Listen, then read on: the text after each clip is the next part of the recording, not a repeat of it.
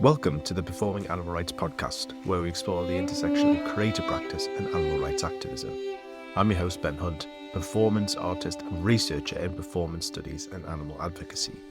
Each episode, I sit down with artists, campaigners, and creatives who are using the power of creativity to challenge how we think about animals and inspire meaningful social change. Today, I'm joined by composer and pianist Keane Southard, whose work explores the ability of music to shape how we think, feel, and act. His compositions span a wide range of social and environmental themes, from non-violence and climate change to education and animal rights, reflecting a belief that music can be a catalyst for positive change.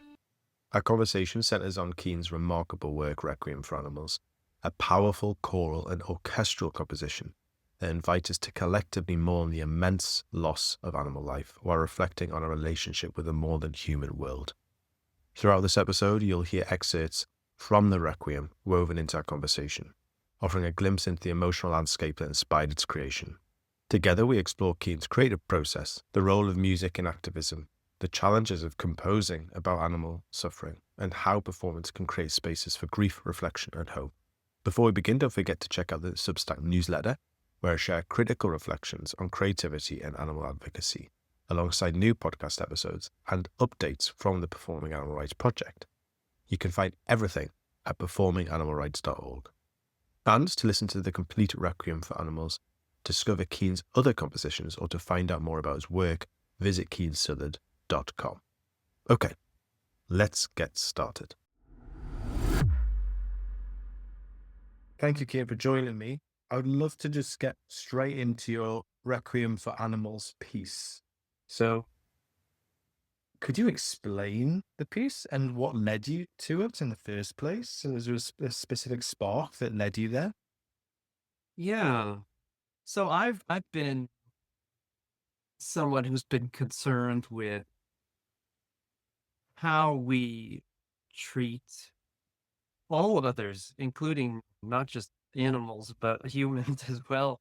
And I've always thought also about, I've always had this wrestling with being a musician, a classical musician who writes contemporary music, and thinking about how oftentimes it's a very sort of esoteric field for playing concerts for a handful of people, and having this sort of guilt of, I love this, I'm so passionate about music, but how do I use it to have a bigger impact, positive impact on people through what I'm passionate.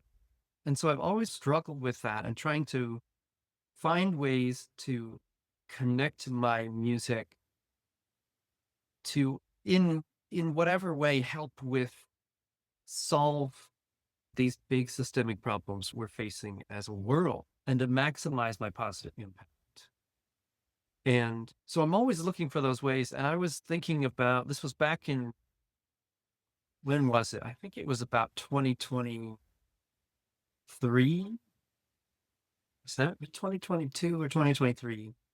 Then I found this article on this study about wildlife populations over the past 50 years have declined by 70%.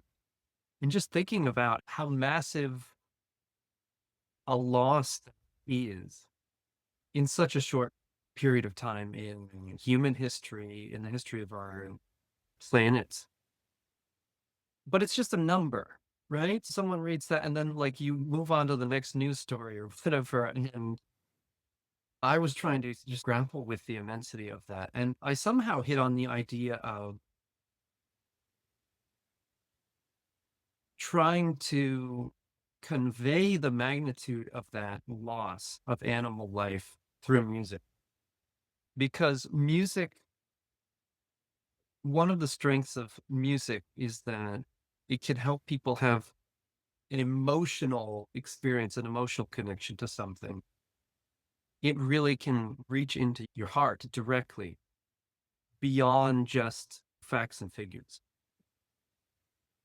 And so somehow that connected with the idea of a requiem. A requiem is a mass for the dead. And many composers have written requiems, famous ones like Mozart's Requiem or Fauré's Requiem or Verdi's Requiem. And I realized these are all the ones I know are for human life. Has anyone written one for animals? And so I started looking online, and I found one. There is a animal requiem that was written by a British composer, actually, who is the wife of Pete Townsend, I found out. But hers was completely focused on the loss of companion animals and pets, which is a very tiny fraction compared to wildlife and farmed animals. And so I really got this was a very creatively stimulating idea of, wow, yeah, I could do this through music and help convey the magnitude of animal loss, of life, because the numbers are just mind boggling. You read 73 billion land animals a year, and it's like, how do you get a sense of that? And then I was very lucky to run into, when I moved here to Vermont, I had this idea, and I actually had a choir that I was talking with that was really interested in it. And then all of a sudden, they decided it wasn't for them. And I was really disappointed by that and upset. And I just had moved here. And some people said, you need to meet Jonathan Harvey, who's the music director of the local community choir. And I wasn't even thinking about pitching this idea to him. I just told him about what happened. And he was like, hey, we'd be really interested in that idea. I think that would be a great fit for us. And I was like, wow, great. And that turned into, it took me a year to write this piece. But last year we had the premiere of it, and it was really successful. And it really, I was very happy that the choir went through this whole process of grappling with this piece and the subject matter, in that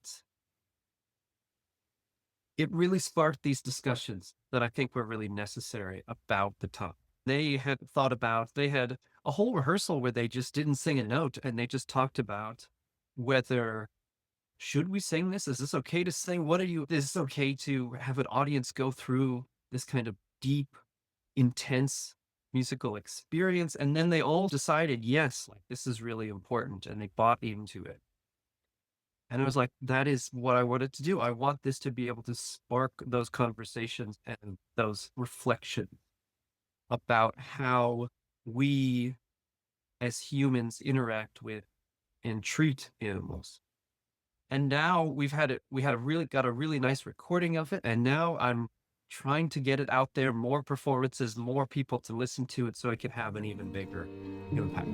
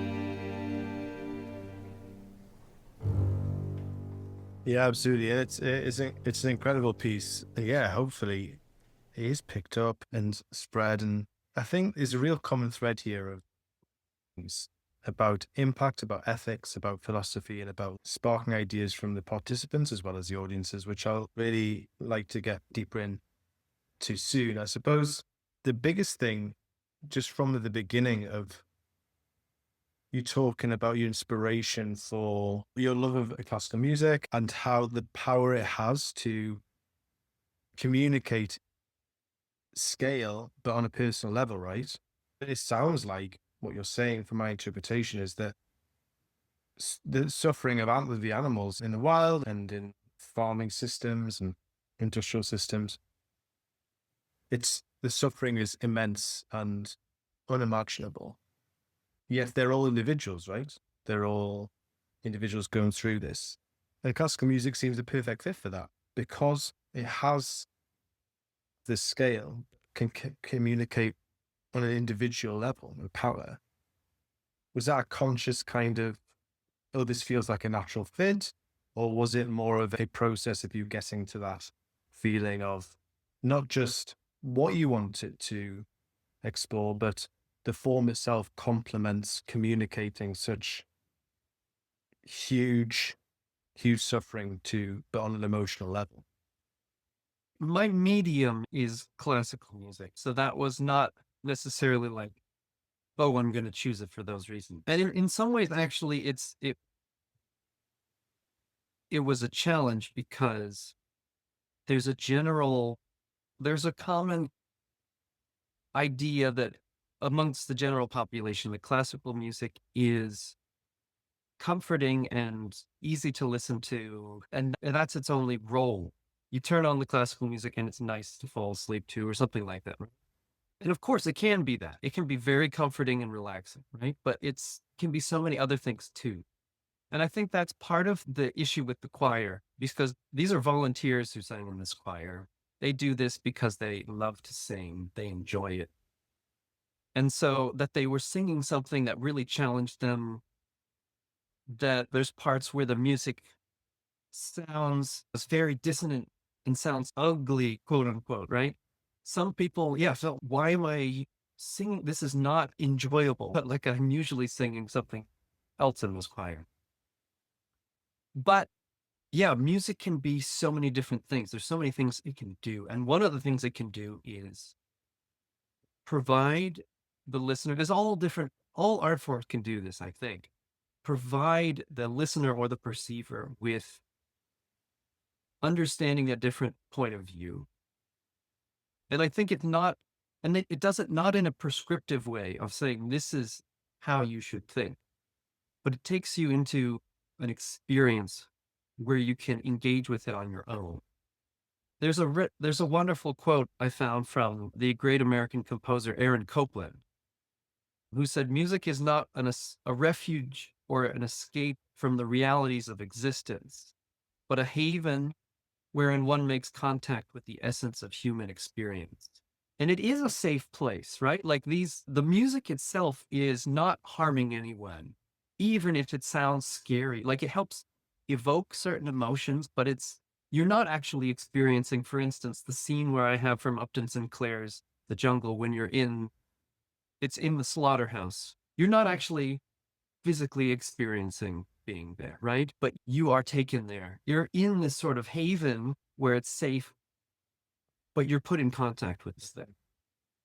And so in that way, yeah, it felt like this is an amazing way to do this, amazing medium to help people approach a topic that they don't want to talk about and acknowledge and deal with. Yeah, fascinating. I'd love to really get stuck into your process with this. So you decide to do this Requiem for animals, and you clearly are inspired to do it just from your own animal advocacy. So what does that process look like? You said it took a year to do it. What does it look like for you as a composer on the get-go, just as you as a composer, but then add that layer of animal advocate on there? Was there anything different that you did in your process that you usually do? Was there different stimuluses you worked with? What does that look like for you? I guess the composing itself was about a year. And before that, it was about a year or two of the putting the idea together to make sure that I wanted to make sure for such a big piece like this, a 50-minute work for a chorus and an orchestra, it's a lot of work. And I wanted to make sure that it was going to be performed. And I didn't just write it and then try to sell it to people, which would have been really hard. But now having the recording, it makes it easier to get other groups on board because they can actually hear what it's going to sound like rather than just imagining it. And also, I was able to get some grants, so I actually got paid some money to do it too, which just from a practical standpoint makes it a lot easier to devote that time to it. But the actual composing process, so from the beginning, I had the idea that I wanted to use the text from the traditional Latin Requiem Mass, although not all of them because it is a lot of text, but add in other texts that include writings from different authors and poetry and things like that address how we interact with animals. And so that was a lot of reading different things and thinking about the structure of this piece in terms of the different movements and the different journey I wanted to take, constructing the journey from the beginning to end. For instance, one of the ideas I had early on that I thought was a really interesting one to show the magnitude of animal suffering was to have a movement. I decided to have the Kyrie movement, which means it's very few words. Kyrie eleison, Christe eleison, which is just Lord have mercy, Christ have mercy. But pair that text with the choir sings a sort of running total of approximately how many land animals have been killed for food since the movement began.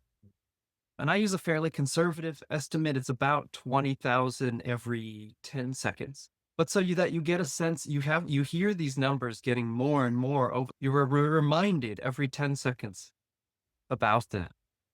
So you get the numbers, but you actually don't hear what it is at the end of the movement. It says what those numbers mean. But that gives a little bit of sense of the scale combined with the music to make that emotional connection. And then I do something similar as a sort of mirror of that. So that's the second movement of the 7 movements. But then I have a sort of mirror of that. The 5th movement in the second half is the setting of the Lux Aeterna text, which is basically a prayer of may eternal light shine down on those who have passed. So as some of the choir sings that, let eternal light shine down on them, the others sing the names of species that have gone extinct primarily due to human activity. So again, you get this list. It's 32, they say 32 different species of all different kinds of animals, from reptiles to fish to insects to birds, and geographically very diverse as well. I tried to make that so that it's not just in North America problem or Europe, like this is an issue all around the world as well. So these two sort of laments of animals in different ways, balancing each other. And so I have actually a mix of pre-existing texts. As I mentioned, there's a scene from Upton Sinclair's The Jungle that takes place in a slaughterhouse. It's like the emotional heart of this, the deepest, darkest part of it in the middle of the whole Requiem. But I also have text by J. Howard Moore, by part of a poem by Ella Wheeler Wilcox. And there might be one more. No, I think that's it. Oh, and then the Bible. There's some from the Bible as well. And then also, when I couldn't find something that fit, I wrote some of my own words as well. Not a whole lot, but I put those in as well, which is something I've done in the past. And I find that it's really interesting to create. In classical music, it's much rarer. Usually we take a pre-existing text and we set it to music. But this is actually more akin to what songwriters do, like popular songwriters, where they create the music and the words, and you can have this sort of interaction or pushing and pull or adjust one to the other rather than having one fixed. And I find that a really interesting creative idea. It's just I'm more self-conscious about writing words So it takes me a lot longer to craft them in the way I want. But I did that a little bit in here. So everything that I don't attribute, that's in English that I don't attribute to others, I wrote. So I crafted this whole, it's called the libretto, the words of that are sung in the whole thing. Yeah, and that took a long time of creating that journey from beginning to end. I think of it as we've started a more neutral area talking about how animals have the same rights, a lot of the same rights as people, and deserve a lot of the same rights, probably more importantly. But then we plunge into the darkness of all the negative impacts of the things we've done to animals, and also how it impacts ourselves. That's a good chunk of the piece, takes us into this very dark place. But then by the end, I wanted to bring us back and end with hope. And so the second to last movement asks the question, okay, what do we do about this? Well, this is what we've done, but we have a choice going forward about, do we change path? Do we rethink how we share this world with animals? And then the final movement answers that question of saying, I'm going to be a voice of the voiceless. And I thought it was important to end with the hope and not that it all be dark, because it is a lot of darkness and a lot of emotional toll. But, and yeah, I was really happy with how the audiences responded, choir, and receiving, yeah, some of the reflections from choir members and audience members about how much it impacted them, the things they thought about and rethought about, in how they, both individually and collectively, we interact with animals. It's really interesting to hear your processes of bringing all these different things together from the classical music realm and how these structures and forms dictate the direction you're going, but then also bringing these literature works and also these activist tools like kill counters, like the countdown and the listing of extinct beings. It's really interesting to see you're bringing all these different elements together to create something very original. And like you said, you put your own stamp on that with putting your own stuff in there, own words in there. So there's a real interesting relationship between that and all these different angles. Was there any specific challenges with that? Did you feel challenged more by one area than the other? Were you challenged by becoming more hopeful or becoming darker? Had you been that dark before in your work? What were the challenges there? Oh, there were so many challenges with this thing. Just doing that movement with the counting, a challenge of making it every 10 seconds having 20,000, I think it's 20,000 more. That's actually what it was. The numbers get larger and longer to say. So they start like, you can't just say 20,000, especially the music in this is it has to be a slow lament. It can't be really fast. So as the numbers get bigger, 340,000, like it's taking more and more time and leading into when the next one would start. So I had to do all these sort of adjustments of how do I make it still feel periodic and roughly around the 10 seconds. And there's so many things I ran into with this. It's basically the way I think of writing a big piece like this. It's like a giant jigsaw puzzle. For instance, actually, I think that was the first movement I wrote the music for, even when I hadn't figured out some of what's going to happen in the other movements and some of the texts and decided on that, because I was like, I just need to get started on this, right? You like on a jigsaw puzzle, you just have to find some pieces that go together and start working and feel like you're making some progress, even if you don't have any idea how you're going to figure out the rest of it, right?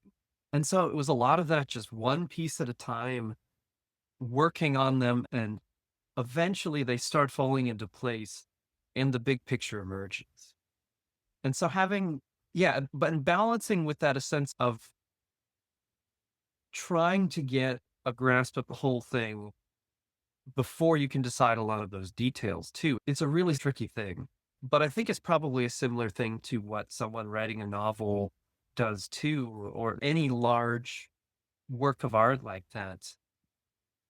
It's a whole process of discovering it as you're creating it. And that takes a lot of thought, a lot of energy, a lot of time to put into that.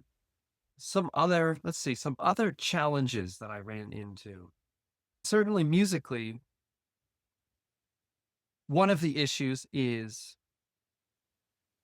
when you're trying to portray something that is, you know, a negative emotion.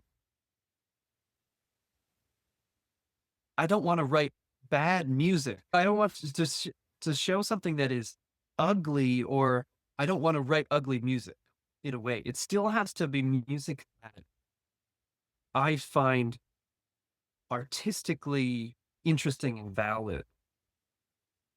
And that's an interesting line to walk. Even Mozart said something about, yeah, even if you are trying to portray, yeah, the sadness or anger or something like that, the music still has to be pretty. And I wouldn't go that far as to say it has to be pretty, but it has to be, I have to still believe it every single note. There's nothing that I'm leaving up to, oh, I'm just going to randomly put notes down or have it. I still am controlling it as tightly as possible to make it sound the way I think it should. And something that is interesting to me that I want to hear again, even if the experience is really challenging. So that balance too is really hard to find sometimes. And also balancing that with the practical limitations of the performers and the instruments. I knew I was writing this for an amateur choir, and that I had to be able to write things that they could still be a challenge for them to learn, but that they could actually do. I wasn't writing for a professional group that has trained for years and can sing anything. How could I write music that is really dissonant and uses these chords that really are thorny and bitey, but that they can still find their line, they can still find their pitches, they can still make a melody out of it. And also that they can learn it in the amount of time, and also that they're going to find it rewarding and worthwhile doing. Yeah. It's not just that the performers are a tool for me that they're just a vehicle to bring to life what I want to hear. But I want them to find it worthwhile. I want them to find it an experience that gives them meaning too. So thinking about their point of view and the experience they're going to have, as well as what the audience, who is just going to be there for 1 hour and hearing it once, but also these singers that are spending 3 months once a week and practicing it at home, that they're going to find it worthwhile and feel like they're accomplishing it and that they can do it as well. Yeah, a lot of different things to balance.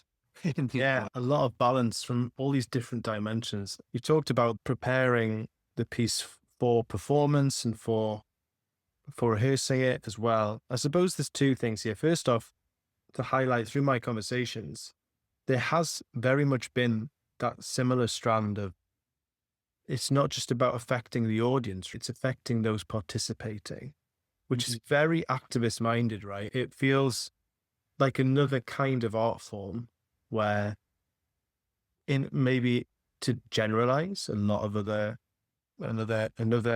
purposes for art to entertain or to educate about something specific, is more to educate an audience or entertain an audience. Whereas when it comes to activist art, let's say, or in that realm of that, there's definitely a deep desire by the creator to collaborate with others and to involve them in the process and to move them to share that purpose with the art. So I'll be really fascinated to understand how that went for you in regards to, I'm assuming you're at home or you're in your studio and you're working away at it by yourself, and then suddenly you're taking it to an orchestra and a choir. And you might be blessed in the community that you're in, but my experience of talking about veganism to people isn't as straightforward as I'd hope, or animal rights, let's say. Animal rights isn't as straightforward as I'd hoped or hope. So there's a delicacy there as well from my own experience. What was that experience like for you? Yeah, no, it was, it, even if I write other music of mine, I have plenty of music that I love just abstract music too. I love writing just a symphony with no story or anything attached to it. But bringing that to especially, yeah, a large ensemble, large group of people have to bring it to life. It's very scary. It's very nerve-wracking for me because, as you said, it's like something that I have put together almost completely on my own, often for months at a time. And then I can't realize it in its fullest form by myself. I need all these people to come together and do it. And it feels like they're doing a big favor to me. And I want them to like it as much as I do. I want them to find it a meaningful experience. But you, at the same time, you can't please everyone, right? You can't, there's always going to be, people have different tastes or different, there's probably a couple people in this 100-person choir who's saying it that we're like, I hate this or whatever, and so it's like my baby that I am all of a sudden entrusting to other people. And then I'm sitting in the audience. I have literally no control over it anymore. This thing that everyone's experiencing, and I'm just there. I hope it goes well. I can't do anything now. It's a very vulnerable experience. Yeah, even with just abstract music doing that. But now actually having all these, in this work, tying it to this very touchy subject, the subject that lots of people don't want to engage with, that they rather just not think about, that just ratcheted up the vulnerability to another degree for me. But at the same time, so in some ways, it's a risk. It felt very much like a risk and a scary thing to do and a very vulnerable act. And especially, as I said, to having the choir really buy into it, even if some of them didn't totally agree with certain things, or as a performer. Yeah, here's another little story. As a performer, if you really take performing seriously, you have to buy in 100%, at least in how you perform it. I remember hearing a story about Leonard Bernstein, the great conductor and composer. Apparently, right before a concert, he was talking to somebody grumbling about this piece. Oh, I just hate this piece. It's not a good piece. And just totally bashing this piece. Then he goes out and he gives 150%. You would think he loves this piece. This is his favorite thing, because you have to play that role. Actually, one person in the choir said, she said, I had to think like I was an actor in a way, playing this role. That was the only way she can emotionally deal with it, was actually making it feel like she was someone else singing this, because otherwise she'd break down in the middle of it and couldn't do it. And so that's like, they really, realized that and bought into that. And that's what really made it, that's a good chunk of what made it work. Yeah, there's this, in performing arts, there's this, the composer needs the performers and the performers need the composer. It's this mutual relationship that we can't exist without each other. I'm a pianist. I can play my own things on piano, right? But that's very limiting. If I want to write for other instruments that I don't play, I need other people to bring that to life. It has to be this collaborative, joint effort. And yeah, I was very lucky that they decided to go 100% in embracing this work and bringing it to life in the way I imagine. Yeah, that's wonderful. It's really wonderful to hear how art form can do that as well. A commitment to the art form, if anything, brings it about because it's an appreciation of the different roles and the effort people put in and the passion they put in. Yeah, and the other thing with this choir is they said that this piece brought them together as a choir in a way they'd never been before. By having these discussions and dealing with that, it wasn't just they come together and sing a piece. It's they come together and especially that this was the first time it was going to be performed too, right? That no one had heard this before, that they are sharing something with the public that the public has never heard before, as opposed to the Mozart Requiem that's been performed thousands of times and you have recordings of it and everyone. it was an amazing community building tool for them as well. Yeah, that sense of ownership is very powerful. You've created this thing and you're passing it to them and sharing it with them. And it's so much stronger than just singing, like you said, singing something that someone's sung many times. With the focus being, I would say, listening to it and through reading your work on it, it's creating a space for grief, grieving these animals that have passed. How did that feel in the process? Did it feel like obviously a creative process, but from you creating it, but then also bringing it to others? There's a ritualistic kind of element to it where the grief is so overwhelming, right? And like you said, that choir, the person in the choir who needed to act it to separate themselves from this grief or from this feeling. Do you feel like there was this allowed grieving, or was it a more of a process to get it to a point when it's performed and then it's a grief? Or was the whole process a grieving process as well as a creative process? Yeah, the piece itself, I think, certainly is that. This is another thing that music is really great at. Like, why do we listen to sad music? Like, does it make us sad, or does it help us deal with those emotions? For instance, the blues, the genre of the blues is all about that. It's about singing about the bad things that you're going through as a way of dealing with them, as a way of processing, as a way of lightening the burden in a way. And so my piece, I think, was both that, and that's a big chunk of the work. But then also, okay, now we've done some grieving. What is the next step? What is the action do we going forward to rectify it? The process for me, I've been, for instance, vegan for 16 years now. This is not new news for me. I've already been grappling with this in my own way for years. So in writing the piece, I think I had a little more, I wasn't drawn so much into the darkness of it. I could have a little bit of separation there that allowed me to actually be able to write it and not get overwhelmed by it during a whole year of doing that. But it is, I think, we've talked about the experience for the performers and how that's important for the audience, but also is for me, the composer, the creator as well. I think this was personally a really important thing for me to write and explore this on a deeper level. The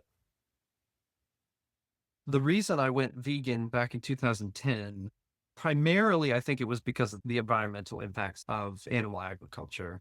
And secondarily was the health impact. I was really learning about that, my own health. The impact on the animals was a kind of an added bonus in a way at the time. But this has become, especially since I wrote this piece, has become something I've just thought about a whole lot more, about how so many ways that we interact with animals and treat them. I think, yeah, we really need to reconsider that. It's really not, there's so many inconsistencies. I just listened to this interesting podcast on this American show called Radiolab. That's a very well-known radio show.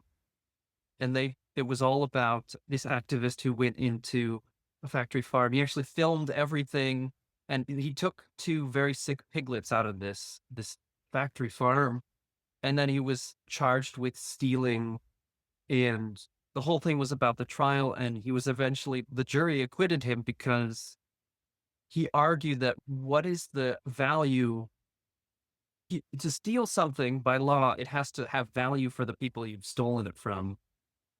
So what is the value of these little sick piglets' life? And it was like this counterintuitive argument. And then they talked about how in law, you take a rabbit, for instance, right? People have rabbits as pets. If you kill someone's rabbit that's a pet, it's a felony. But if you kill a rabbit out in the wild, that could be totally fine. That's not a crime under law. The same animal, depending on the situation, is treated completely differently and has different value and there's so many issues here we have to talk about and think about, and contradictions and Or when I just read this article in, I think it's a magazine called Vox. It's also very well known, on why do people overwhelmingly are against factory farming practices, yet the vast majority of people, those same people, do not think that eating animals is a moral issue at all. And you're like, wait a sec, that something is not fitting together there. And so, yeah, how do we make people actually engage with this issue and think about it and iron out these inconsistencies and these contradictions and live a life that actually is reflective of our values?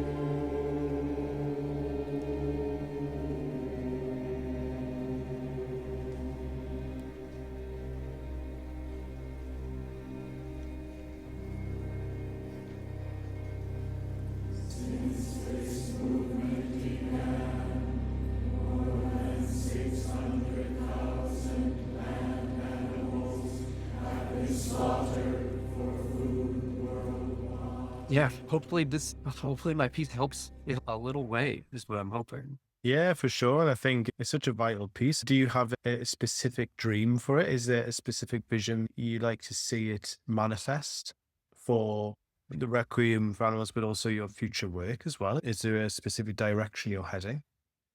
Yeah, first right now just trying to use the wonderful recording we got from it to just get that heard by more people, but also have that get more performances by actual choirs.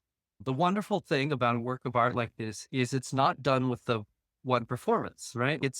It can be brought to life over and over again. It is infinitely copyable, right? It's not just it happens once and it's over and disappears. And also every performance, of course, is a little bit different, right? The singers and the performers are different. The locale, the audience is different. It's gonna mean something a little bit different for different people and different choirs, and they'll sing it in a different way. Maybe I think that's the wonderful thing about works of art is that it's always still living and breathing, right? It's always, especially music, is being brought to life, or a performing art, right?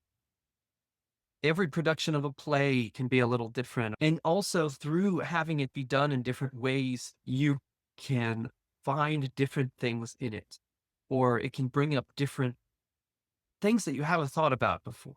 And this is even true for me, right? That there can be things in here that I haven't even realized are in there. For instance, last week I was on a trip to Kansas City where I'm composer in residence with a choir, a small choir of 24 singers, but a professional choir. And I'm writing a couple works for them each year, last year and this year, coming year. And this was my first time getting to hear them in person with two new works of mine that they just premiered this last weekend. And I was saying what I did in the piece, and I did this. This is why I did these things. But the conductor also said he was coming up with ideas and reasons for some of the musical choices I made because he has to think about that, even though he can also ask me. But he was coming up with some things and interpreting some things in ways that, yeah, I hadn't consciously thought about. But I think they're totally valid because the work of art is not just the creators. As you give it and put it out into the world, it becomes its own thing. And I hope people don't. I think there's a range of interpretation that is correct. If you interpret this as something that's complete opposite of, then that's wrong. But within this range, there's so many different possibilities of appropriate or correct reflection, things that you can take out of it. And I don't have a monopoly on that. And in some ways that's scary. In some ways that's exciting. But it's exciting. It keeps it a living, breathing thing. It's like, why do we still sing the Mozart Requiem after 300 years? It's because people still get something out of it. People today living in our world can see it through a different lens. And I think that's one of the hallmarks of a masterpiece of art is that you can keep going back to it. And it's inexhaustible. And hopefully my piece is like that. I don't know. It's too soon to tell, but that's what I strive for. Yeah, it's beautiful. And it's a super impactful piece. I think all the power to you. I hope that it does get legs and explores all the different corners. And going back to what you're saying about the desire for it to reach all the corners, and it does have that extra rocker boosters, isn't it? Because of this kind of desire, not just for people to hear and to experience it, but also to feel the message that it's carrying as well. It's not just a piece of work, it's a piece of activism. It's both things, which has this extra layer of meaning and of purpose. So yeah, I wish you all the best with it, Keane. It's so exciting and it's such a beautiful, and I implore anyone who's listening to this and to really give it a good listen because it has so many layers and different journeys. It's great. So where we find it, on your website mainly, or is it elsewhere? Yeah, you can go on my website. I think it should be right now. It's as like my featured work at the bottom of the homepage, but it's also on the recordings on YouTube. If you search for Requiem for Animals, you should be able to find it. And especially if you put my name in there, I'm the only Keane Southard out there in the world, I think. So pretty easy to find if you could spell my name right. But yeah, that I was going to say something about that you just talked. Oh yeah, that as a work of art and activism, that is sometimes that can be something where it becomes more of a work of activism at the expense of the work of art. And I was very conscious when I was writing this that I need to really believe in it musically. It needs to really work musically. And then, in a way, actually, the whole subject matter and everything is added on top of that. The core is that I think if you listen to it and you didn't understand any of the words at all, I would hope that I would still find it an interesting and important and gripping and amazing piece of abstract music. Because if you go the other way around and you sacrifice the art or the music for the message, then it becomes actually like shallower and I think not as impactful too. But yeah, it is both of those in a sort of equal way. And the balance of that was really important to me to find that as well. Yeah. Yeah, fascinating. I think that definitely crops up in the conversations I had of it. It isn't a case of creating art and it wouldn't it be nice to have a message to it. But it's also not the case of how do we package this message with art? It's more of an intertwining relationship of the two, a driver for one another to become more than something in their own right. Yeah, fascinating. Keane, thank you so much for your time. And thank you for listening. That's a wrap for this episode of the Performing Animal Rights podcast. A huge thank you to Keane Southard for such a thoughtful and moving conversation. Requiem for Animals is a powerful reminder that creativity can do more than communicate ideas. It can create space for mourning, reflection, and ultimately hope. Through music, Keane invites us not only to acknowledge the scale of animal suffering, but to consider our own place within it and the possibility of a more compassionate future. If you'd like to listen to the complete Requiem for Animals, explore Keane's other compositions, or to learn more about his work, visit keanesouthard.com. And for more episodes, critical reflections on creativity and animal advocacy, and subscribe to the Performing Animal Rights newsletter, head to performinganimalrights.org. Thank you so much for listening. And until next time, goodbye.